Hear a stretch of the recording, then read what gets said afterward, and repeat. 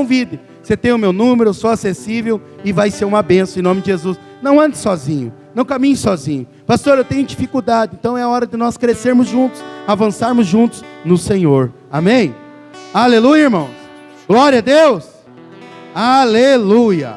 Então abra sua Bíblia mais uma vez, lá em Deuteronômio capítulo 6, versículo 10 e 12 ao 12.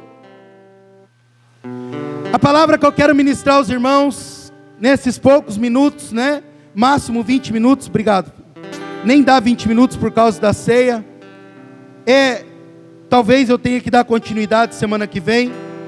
Mas eu quero pedir para os irmãos, nós fomos lá, recebemos dos nossos pais espirituais, pastor Aloysio, pastor Wilson e tantos outros pastores do Conselho Apostólico, que são responsáveis pela videira. Hoje nós estamos em 32 países, 4 continentes, somos mais de 1000 videiras, isso em 20 anos. Eu creio que é só o começo, o Senhor vai fazer muito mais. E nós recebemos uma palavra profética de que nós iremos desfrutar do ano da casa cheia. Você sabe, a videira 20 anos atrás, em 1999, 22 anos, ela começou na garagem de uma casa, na casa do pastor Naor, que é o pastor lá de Goiânia, com 60 pessoas. Hoje lá em Goiânia eles são 10 prédios de igreja, 30 mil pessoas. Hoje em 20 anos, de 60 pessoas numa garagem, eles são um prédio que foi construído, inaugurou agora essa semana em dezembro. Estava eu, Daniel e o César lá, e mais alguns pastores. Eles inauguraram um lugar para 7 mil pessoas. Porque o Senhor tem feito grandes coisas no nosso meio. E eu fui lá com os irmãos para nós admirarmos a obra que Deus está fazendo na vida dos nossos pais, porque essa obra vai atingir nós aqui em Morretes também. Porque nós cremos muito no princípio da honra e da admiração. Nós não temos inveja, nós admiramos e cremos que isso irá acontecer conosco também. Se aconteceu lá, irá acontecer aqui também. Por isso eu quero te desafiar nesses dias a vestir a camisa conosco, para que juntos nós possamos crescer e avançar. E nós fomos lá e nós recebemos uma palavra profética de que nós iríamos iniciar o ano com a casa cheia, e seria o ano da casa cheia. Mas será o ano da aceleração juntamente com a casa cheia. Que a casa só fica cheia se ela for acelerada. Só que para a casa ficar cheia, nós precisamos nos agarrar nas promessas do Senhor. Você sabe, irmãos, eu recebi em dezembro do ano passado uma palavra de que Deus iria acelerar muito na minha vida. E eu pensei que isso aí iria acelerar a vitória. E aí comecei dezembro com uma luta terrível, adversa. Começo do ano foi tudo adverso, até abril, maio aí foi adverso. Eu falei, Senhor, o Senhor falou que ia acelerar. E Deus falou para mim, Rafael, não tem como acelerar a vitória sem ter acelerado a luta. E eu falei, Senhor, mas parece que eu estou andando para trás. E Deus falou, você não falou um dia que era flecha nas minhas mãos? Eu estou te flexionando para trás, para te lançar mais longe. E de fato, irmãos, passamos assim o começo do ano que parece que ia fechar tudo, ia acabar tudo. Mas olha só como nós estamos encerrando o ano. E de fato, quando nós nos agarramos nas promessas do Senhor, nas promessas que Deus usa os profetas para liberar nas nossas vidas, nós desfrutamos de bênçãos sem medida. Porque a Bíblia diz, crê em Deus e estará seguro. Crê nos seus profetas e prosperarei. Eu e você, nós precisamos nos agarrar na promessa dos nossos profetas. Irmãos, eu creio, eu mandei mensagem para alguns irmãos. Tem muitas coisas que talvez você fale, pastor, mas eu perdi coisas esse ano com a enchente. Pois eu quero te dizer, tem coisas boas que você perdeu para vir coisas melhores. Você está querendo dizer, pastor, que Deus quis? Não, Deus não quis, mas Ele permitiu para te dar algo melhor. E é uma verdade, irmãos. Eu perdi coisas esse ano que eu falei, meu Deus, parece que só estou perdendo. E Deus me deu coisas melhores. O bom tem que sair para o extraordinário entrar. Se você pegar a Bíblia lá em João capítulo 2, deixa aberto em Deuteronômio que nós vamos ler. Lá em João capítulo 2, a palavra do Senhor diz que Jesus foi num casamento e ele foi lá e estavam tomando vinho no casamento e o vinho acabou. E a Bíblia diz que ele pediu para sua mãe e para os servos pegarem 6 talhas, encher de água. E a Bíblia diz que essa água se transformou em vinho. E o próprio mestre da cerimônia, não foi Jesus, não foi um dos seus discípulos, foi o mestre da cerimônia que falou, normalmente dão um vinho bom no começo e depois trazem o ruim para o final. Mas com você é diferente. Foi dado um bom no começo, mas foi dado um melhor ainda no final. Talvez o seu ano começou bom, mas ele vai terminar melhor ainda. Talvez com essa enchente você perdeu muitas coisas, mas Deus quer te dar outras coisas. Você sabe, tem coisa na nossa vida, irmãos, que nós nos apegamos emocionalmente, e às vezes nós já podíamos ter renunciado antes, e às vezes Deus permite. É tanto coisas espirituais como coisas naturais, materiais. O bom tem que sair para o melhor entrar. Amém? Pastor, e quem está com o casamento ruim, vai ter um casamento melhor? Você vai continuar no mesmo casamento, mas o extraordinário de Deus vai acontecer no seu casamento. Deus vai derramar vinho novo. Talvez o seu casamento hoje você está enfrentando luta. Pois eu quero profetizar que algo extraordinário no seu casamento Deus preparou para você. Nós vivemos em dias, irmãos, que Deus quer começar um novo ciclo na nossa vida. O extraordinário vai acontecer na nossa vida. Tem irmãos que já gastou 600, 700 reais numa bicicleta, e ele fica arrumando aquela bicicleta, que ganhou do papai, da mamãe, ganhou do vô, do bisavô, e ele pensa que aquilo ali de Deus não é de Deus. Deus quer dar algo melhor, maior, mais novo. Guarda lá, empalha, coloca como museu, não tem problema. Mas não aceita o bom, aceita o melhor. O bom tem que sair para o melhor entrar. Isso em todas as áreas das nossas vidas, irmão. Paulo fala que só tem uma maneira de experimentarmos a boa, agradável e perfeita vontade de Deus. Como que é? Não se conformando. Quando você se conforma com um casamento bom, você não experimenta um casamento melhor. Quando você se conforma com uma vida financeira boa, você não experimenta uma vida financeira melhor. Quando você se conforma com uma família boa, você não experimenta uma família melhor. Quando você se conforma com um salário bom, você não experimenta um salário melhor. Olha só, muitas pessoas perderam o emprego que era bom, mas agora se tornaram empresários, que ficou melhor ainda. E é isso que Deus tem para as nossas vidas. Coisas melhores e extraordinárias. Esses dias tinha um jovem que estava chorando que não tinha dinheiro nem para pagar a inscrição do encontro. Agora o irmão está até contratando pessoas para vender brownie e outras coisas aí. Sem a pessoa saber, já está trabalhando para ele. Então veja, às vezes tem coisas que saem da nossa vida para entrar coisas melhores. Amém? E é isso que Deus vai fazer na sua vida em nome de Jesus. Glória a Deus, irmão. Mas voltando lá, Deuteronômio capítulo 6, versículo 10 ao 12. O nome dessa palavra é: se agarre na promessa da casa cheia. Amém? Diz assim a palavra do Senhor, Deuteronômio 6, 10 ao 12. Aleluia, irmãos. Dá glória a Deus, fala aleluia, ui, ui, ui, ai, ai, ai. Por favor, irmãos. Sei que está calor, mas Deus te livrou de um calor bem mais insuportável que esse, que é o inferno, e tudo pela graça, mediante a fé. Olha só, que bênção, irmão. Nem sei quantos graus deve ser lá embaixo, e nem quero saber. Eu quero saber que o ar-condicionado do céu é melhor que o ar-condicionado da terra. Isso eu quero saber. Tem muitas pessoas que elas ficam: quem será que vai assumir agora? É o anticristo. Mano, não estou preocupado com o anticristo, estou preocupado com o Cristo, o Filho do Deus vivo. Você precisa se preocupar com o Cristo. Você vai colocar chip, não vai colocar chip, se preocupe com o Cristo, porque Ele vai buscar a sua igreja. Amém?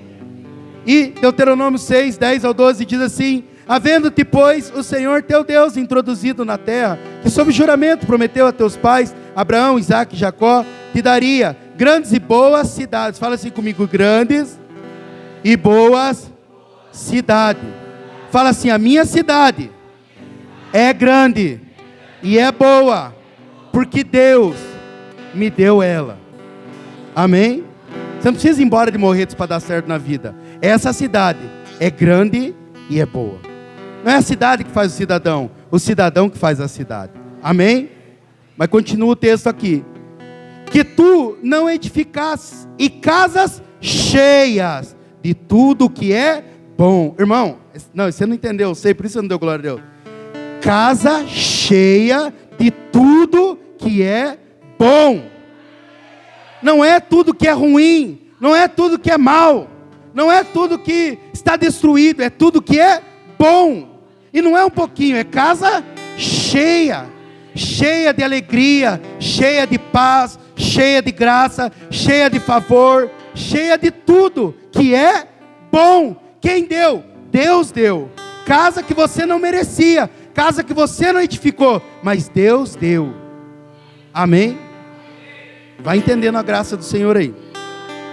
Casas que não enchesses, e poços abertos que não abristes, vinhais e olivais que não plantastes, e quando comerdes e te fartardes. Irmãos, essa promessa é poderosa, porque você sabe, na palavra do Senhor nós vamos encontrar 3 casas para Deus. Nós vamos encontrar a primeira casa, que foi no tabernáculo, onde colocaram a arca da aliança. Nós vamos encontrar a segunda casa, que foi o templo de Salomão, que depois destruído, depois reconstruído. Mas nós vamos encontrar a terceira casa, que é a casa chamada igreja. Casa que não foi construída por mãos humanas, mas construída pelo próprio Senhor. E olha só o que diz a palavra do Senhor em Atos capítulo 17, versículo 24. Abre lá a sua Bíblia. Amém? Atos capítulo 17, versículo 24 ao 28. Diz assim: o Deus que fez o mundo e tudo que nele existe, sendo ele Senhor do céu e da terra, não habita em santuários feitos por mãos humanas, nem é servido por mãos humanas, como se de alguma coisa precisasse, pois ele mesmo é quem a todas as coisas da vida, respiração e tudo mais. De um só fez toda a raça humana, para que habitar sobre toda a face da terra, havendo fixado os tempos previamente estabelecidos e os limites da sua habitação, para buscarem a Deus, se porventura tateando o possam achar, bem que não está longe de cada um de nós, pois nele vivemos e nos movemos e existimos, como alguns dos vossos poetas têm dito, porque dele também nós somos geração. Você sabe, irmãos, muito que me admira um homem chamado Davi, que foi um homem que errou muito, falhou muito, fez muitas coisas erradas, a ponto de Deus falar: você não vai nem edificar minha casa, porque na sua mão tem sangue. Mas lá em Atos capítulo 13, versículo 22, fala assim: achei a Davi, filho de Jessé, homem segundo o meu coração. Davi, ele teve muita abundância, e ele não começou com muitas coisas, ele começou do zero, mas ele terminou com muitas coisas. Sabe por quê? Porque antes de encher a casa natural dele, ele se preocupou em encher a casa de Deus. Muitas vezes nós queremos que Deus supra o casamento, supra a vida financeira, supra tantas outras coisas, mas não pedimos para Deus suprir a nossa alma, suprir o nosso espírito com a presença dele. Você sabe, essa semana Deus falou algo comigo, que eu até escrevi uma frase, você que gosta de postar no status aí, essa frase falou muito comigo ao meu coração, que é o que eu tenho buscado, por isso que eu continuei fazendo louvor aqui, porque eu criei que tinha algo a Deus liberar aqui no nosso meio, e mesmo não sabendo cantar, mesmo não sendo ministro de louvor, eu sabia que algo precisava ser cheio, antes de ser cheio esse prédio. E essa frase que Deus falou comigo é assim, ó: quem enche a casa de Deus, ele enche a casa dos benefícios dele, porque quando ele vem, traz tudo consigo. Irmão, antes de Deus encher a sua casa, antes de Deus mudar algo na sua família, no seu casamento, ele quer mudar algo dentro de você. Porque quando nós chamamos Deus para morar dentro de nós, não tem como Deus vir e não vir com as coisas.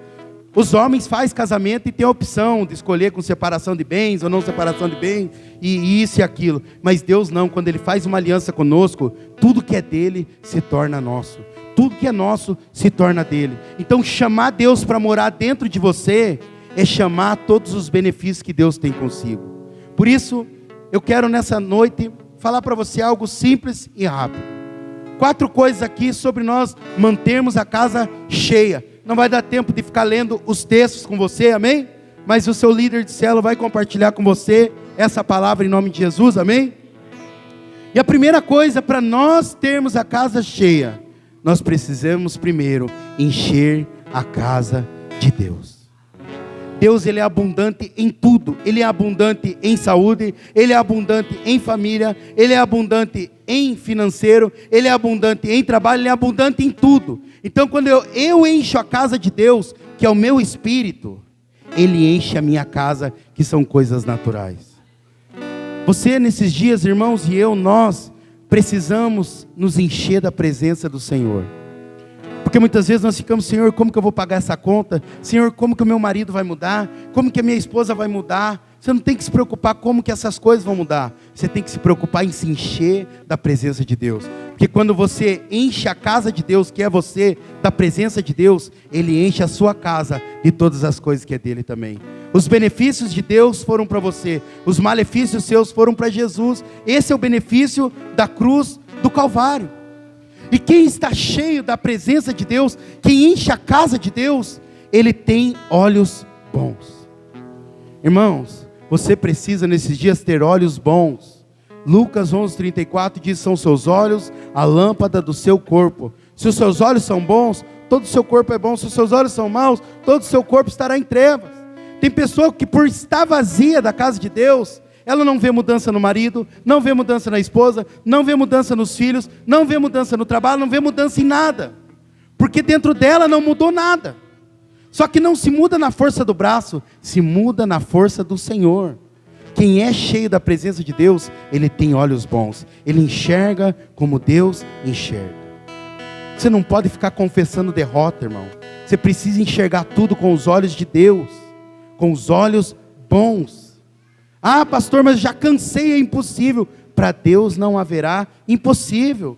Pastor, já tentei de tudo. Esse é o problema. Você tentou de tudo, mas não deixou Deus fazer nada. Se você tentar tudo e não deixar Deus fazer nada, nada vai acontecer. E o que acontecer ainda irá gerar frustração. Por isso, irmão, eu tenho orado: Senhor, eu quero isso, eu quero aquilo. E Deus tem falado comigo: se preocupe em encher a minha casa, que eu se preocupo em encher a sua casa, que eu se preocupo em encher a sua igreja, que não é minha, é do Senhor, é claro. Mas se eu me encho, ou eu encho a casa de Deus, meu casamento fica cheio, meu relacionamento com os meus filhos fica cheio, no meu trabalho tudo fica cheio. Mas a casa de Deus precisa estar cheia. Quem também enche a casa de Deus, porque a casa vai ficar cheia se a casa de Deus ficar cheia. Quem enche a casa de Deus, ele é cheio de convicção. Hebreus capítulo 11 versículo 1 diz: ora, a fé é a certeza das coisas que se esperam, e a convicção de coisas ou de fatos que não se vê. Irmãos, eu tenho orado, falo: Senhor, não quero só encher a igreja, eu quero que as pessoas venham para a igreja e elas sejam transformadas. Porque tem muitas igrejas cheias, mas poucas pessoas têm sido transformadas. Eu tenho orado, falo: Senhor, que as pessoas entrem nessa igreja de um jeito e saiam de outro jeito. Que as pessoas parem de querer viver para elas e decidam viver para o Senhor. É o reino de Deus e a sua justiça, e as demais coisas serão acrescentadas. Por que tem pessoa que patina? Porque ela está preocupada só com o reino dela, com a justiça dela, mas não está preocupada com o reino de Deus, com a justiça de Deus. E a Bíblia diz: o reino de Deus não é comida nem bebida, mas justiça, paz e alegria. Mas você sabe, uma pessoa também que enche a casa, ela não se importa com a maioria, ela se importa em estar do lado de Deus. Irmãos, muitas pessoas vão chegar para você e vão falar: todo mundo está dizendo, todo mundo está falando, agora você isso, agora você aquilo. Não se preocupe com o que todo mundo está falando, se preocupe com o que a palavra de Deus está falando. Você tem um Senhor, a Bíblia diz que nós fomos comprados por um alto preço, o sangue do Cordeiro. Você precisa nesses dias, irmãos, separar tempo para encher a casa de Deus. Se a casa de Deus ficar cheia, que é o nosso espírito, todas as outras coisas vão se encher. A Bíblia diz que quando uma pessoa estava endemoniada e ela é liberta, o espírito sai e ele dá umas voltas e ele começa a se andar. E ele voltando, vendo a casa vazia, ou seja, vazia de Deus, ele volta e traz consigo mais 7. Você sabe, não estou falando aqui de ninguém ficar endemoniado. Só que eu estou falando que tem pessoas que vivem nas mesmas lutas, nos mesmos vícios, nas mesmas mazelas, já está 1 ano, 2 anos, 5 anos dentro da igreja, e não largou os mesmos maus hábitos. Por quê? Porque a casa de Deus continua vazia. Nós precisamos, irmãos, nesses dias, encher a casa de Deus. Se eu encho a casa de Deus, o louvor é cheio da presença. Se eu encho a casa de Deus, a célula é cheia da presença. Se eu encho a casa de Deus, a minha família é cheia da presença de Deus. Se eu encho a casa de Deus, no meu trabalho tem vida de Deus. Pastor, no meu trabalho só tem filisteu, só tem pessoas perversas. Então seja luz naquele lugar, seja sal naquele lugar. Nós ouvimos algo lá em Goiânia que eu me espantei. Tem pessoa que fica lambendo ferida, na minha vida tem luta, está difícil, e ela fica exaltando os problemas dela. E nós ouvimos algo na conferência que marcou a minha vida.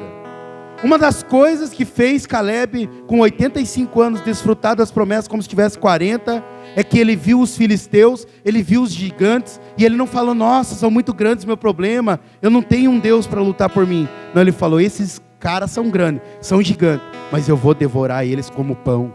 Irmão, quando vier problema, adversidade gigante, não fique amedrontado, engula esses problemas, e cresça, avance. Os nossos problemas, eles nos alimentam também.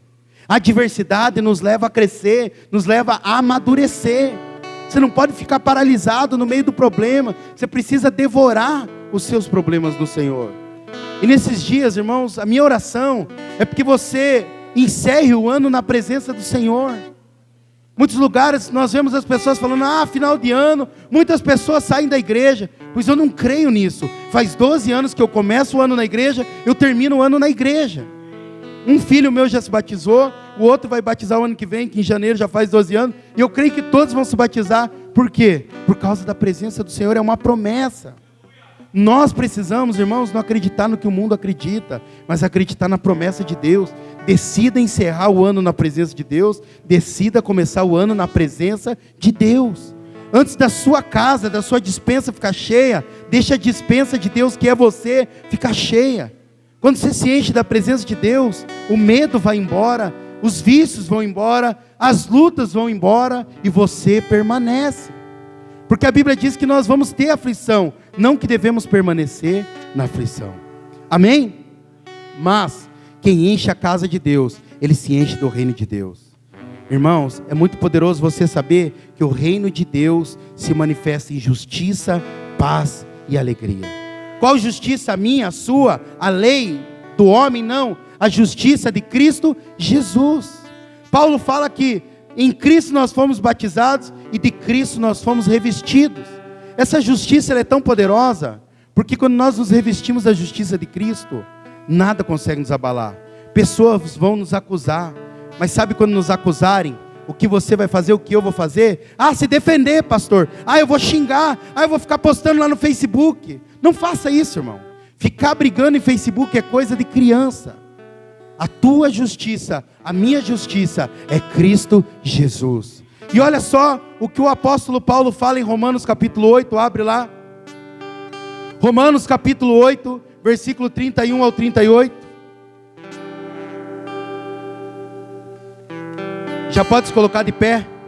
Peço perdão por esses minutinhos, 5 minutinhos no máximo, em nome de Jesus. Mas Romanos capítulo 8, os irmãos do louvor podem vir, os irmãos da ceia já podem ficar aqui. Romanos capítulo 8, versículo 31 ao 38, diz assim, irmãos: que diremos, pois, à vista dessas coisas? Se Deus é por nós, quem será contra nós? Aquele que não poupou seu próprio filho, antes, por todos nós o entregou, porventura não nos dará graciosamente com ele todas as coisas? Quem tentará acusação contra os eleitos de Deus? É Deus quem os justifica. Quem os condenará? É Cristo Jesus quem morreu, ou antes, quem ressuscitou, o qual está à direita de Deus e também intercede por nós. Quem nos separará do amor de Cristo? Será a tribulação, ou a angústia, ou a perseguição, ou a fome, ou a nudez, ou o perigo, ou a espada? Como está escrito, por amor de ti somos entregues à morte o dia todo. Fomos considerados como ovelhas para o matadouro. Em todas essas coisas, porém, somos mais que vencedores, por meio daquele que nos amou. Porque eu estou bem certo que nem a morte, nem a vida, nem os anjos, nem os principados, nem as coisas do presente, nem do porvir, nem os poderes, nem a altura, nem a profundidade, nem qualquer outra criatura poderá me separar do amor de Deus que está em Cristo Jesus, o nosso Senhor. Quem experimenta a justiça de Cristo, ele experimenta da paz. Romanos 5:1 diz assim: justificados sois pela fé, portanto tende paz com Deus. Uma pessoa que está em paz, olha o que Salmos 4:8 fala para ela: em paz me deito e logo pego no sono, porque Senhor, só tu me fazes repousar seguro. Irmãos, Deus está nos convidando essa noite a começar a desfrutar da paz, a paz que excede todo o entendimento, o shalom do Senhor. Tudo à nossa volta pode parecer estar cheio de tempestade, mas acredite, Jesus está no nosso barco e Ele nos deixou a sua paz.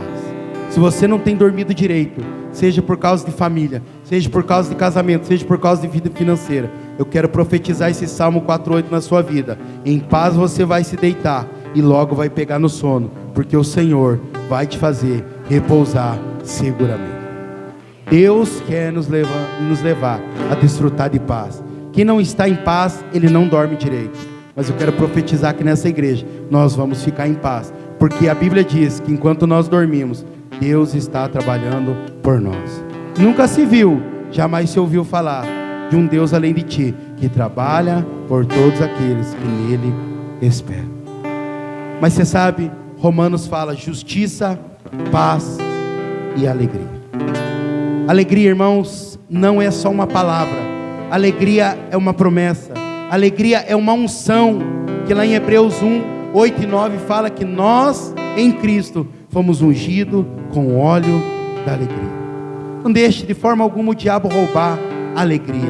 Não é a alegria que o mundo dá através de bebida, através de droga. É a alegria que o Espírito Santo dá. Que Paulo fala, não vos embriagueis com vinho, mas enchei-vos do Espírito Santo. Esse suco representa o vinho do Calvário, que vai te trazer muita alegria. Esse suco representa a aliança que Deus fez comigo e fez com você, e carregou consigo todas as maldições. Eu creio, irmãos, um novo tempo está à nossa porta, em todas as áreas da nossa vida. Pastor, isso aí é palavra de autoajuda. Não é, é ajuda do alto. O meu socorro vem do Senhor, que criou os céus e também a terra e tudo que nele há. Eu creio, irmãos, que um novo tempo está à minha porta, está à sua porta. Ah, pastor, mas parece que na minha vida já faz tempo que não chegou. Pois é, você estava no final da fila, como eu estava no final da fila, mas a nossa vez chegou. Irmão, nunca desista, nunca pare de perseverar, enquanto houver um último suspiro em você. Só pare o dia que o Senhor te levar. Enquanto isso, nunca pare de tentar, porque aquele que prometeu é fiel para cumprir. E a palavra do Senhor diz, as Escrituras não podem falhar. Deus não é homem para que minta, nem filho do homem para que se arrependa. A Deus, havendo Deus prometido, não cumprirá. Ele te prometeu, Ele vai cumprir. O homem pode prometer e não cumprir, mas Deus, tudo que Ele promete, Ele cumpre. Por isso, eu quero te convidar, você que é batizado em alguma igreja evangélica, seja na Videira ou outra denominação evangélica, você vai vir pegar a Santa Ceia, o cálice e o pão, e você vai ir para o seu lugar. Enquanto isso, nós vamos cantar um louvor, nós vamos celebrar um louvor, e daí nós iremos ceiar em nome de Jesus, amém? Então venha pegar a Santa Ceia enquanto o louvor toca, e você vai para o seu lugar cantando em nome de Jesus.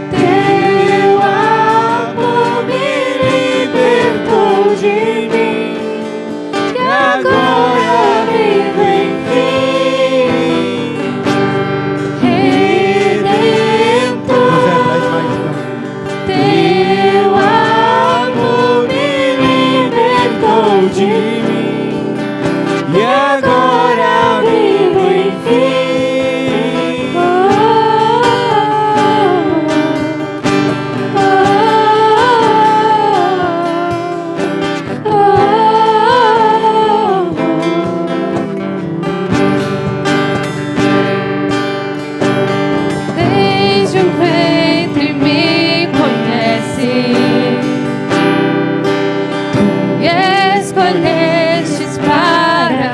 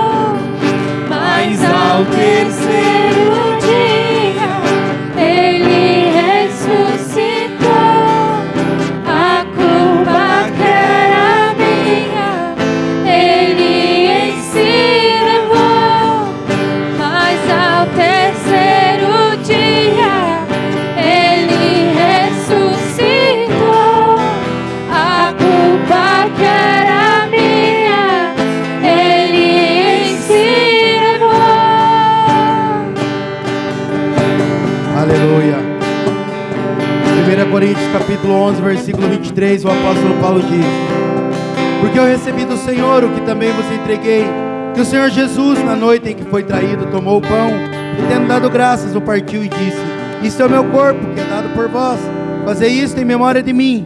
Por semelhante modo, depois de haver ceado, tomou também o cálice, dizendo: este é o cálice, e é a nova aliança, no meu sangue. Fazei isso todas as vezes que beberdes, em memória de mim.